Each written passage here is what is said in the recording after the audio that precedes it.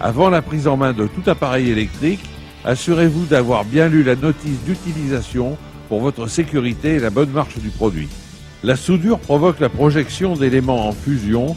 Aussi portez des vêtements inifugés, tabliers, gants et masques de soudure. Soudez de préférence dans un atelier protégé des intempéries et de la poussière. En aucun cas vous ne devez utiliser votre poste à souder dehors lorsqu'il pleut. Si vous devez souder à l'intérieur de votre maison, protégez votre sol et éventuellement le support. Les projections pourraient les marquer à jamais. Attention, toutes les électrodes ne se branchent pas de la même manière. Certaines doivent être branchées sur le pôle plus, d'autres sur le pôle moins. Les indications mentionnées sur l'emballage doivent être impérativement respectées. Le diamètre des électrodes à utiliser est fonction de l'épaisseur des pièces à souder. Ce tableau vous indique non seulement le diamètre d'électrode, mais également le réglage de l'intensité du courant nécessaire. Branchez le connecteur du porte-électrode sur le pôle indiqué sur la boîte d'électrode et le connecteur de la pince de masse sur l'autre pôle. Réglez également l'intensité nécessaire en fonction de l'épaisseur des pièces. Fixez votre électrode dans le porte-électrode à l'aide de la manette prévue à cet effet.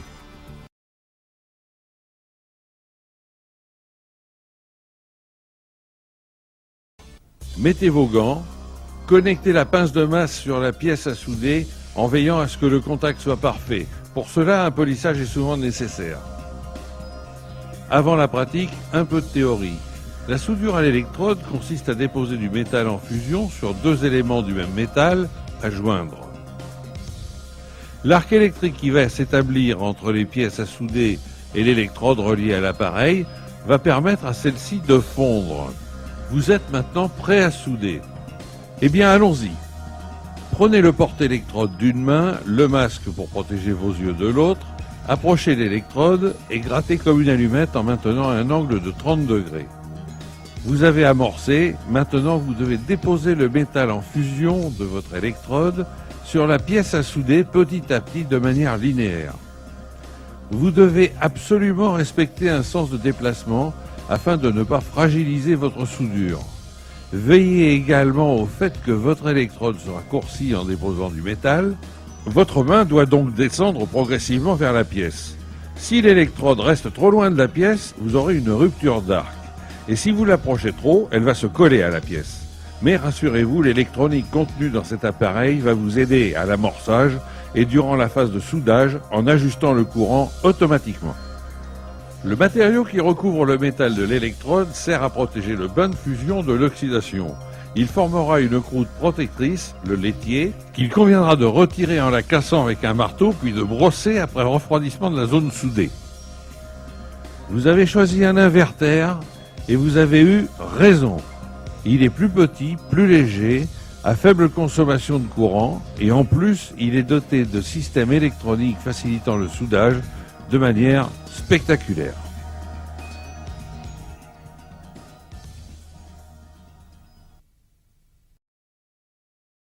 Au poste de soudure MMA, la technologie inverter vous apporte puissance et souplesse. La réalisation de ce chandelier, bien que minutieuse, ne vous causera pas de difficultés. Chaque socle des porte-bougies se compose d'un disque plat et d'un tube de diamètre proportionné à vos bougies. Dans ce cas, la pince de masse servira à la fois de contact et de serrage. Un simple point de soudure à l'intérieur du tube unira ces deux pièces. Attention, l'arc électrique provoquant la fusion de l'électrode et du métal atteint une température proche de 3000 degrés. Les pièces soudées restent donc longtemps très chaudes. Il est déconseillé de les refroidir brutalement. Cela transforme les qualités propres du métal. Le pied est constitué d'une petite barre de section carrée de 12 mm sur 12 et avec une pincetto, il est facile de les assembler pour assurer un bon contact. La pince de masse est connectée à l'un des éléments. Là encore, un seul point de soudure est nécessaire.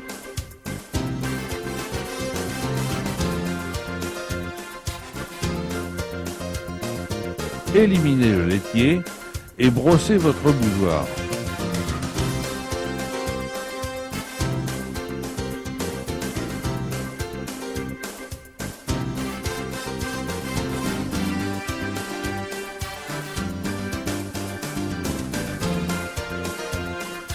Le pied est constitué dans la même barre de section 12 mm sur 12 et pour certaines réalisations comme celle-ci, il est délicat de positionner la pince de masse sur l'objet à souder. Dans ce cas, déposez vos éléments sur une plaque de métal qui servira de liaison entre la pince de masse et les éléments. Les tensions électriques sont très faibles et vous ne courez aucun risque.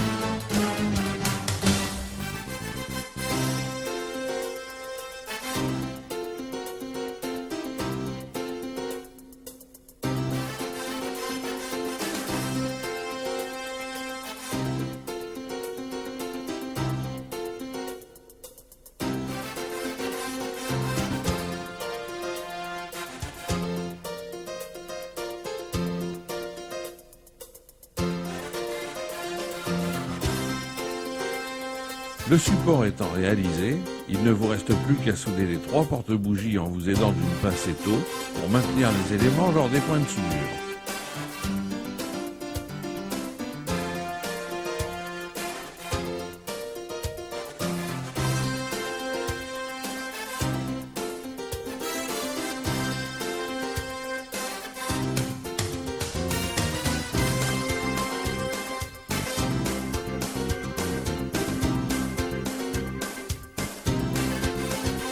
Meulez l'ensemble par faire votre travail.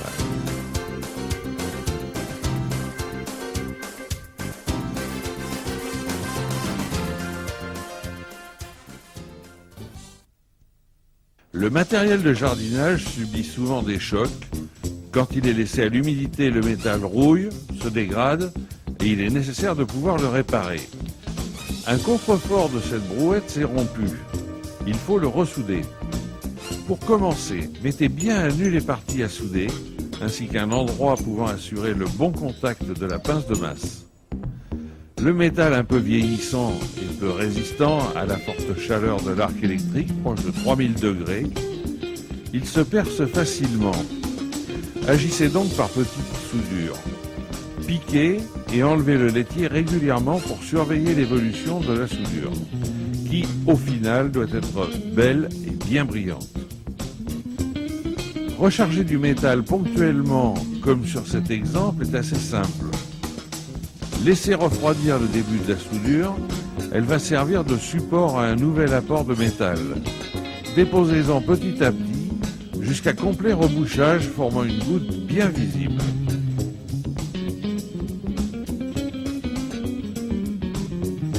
Ôtez le laitier, brossez et vérifiez la qualité du rechargement.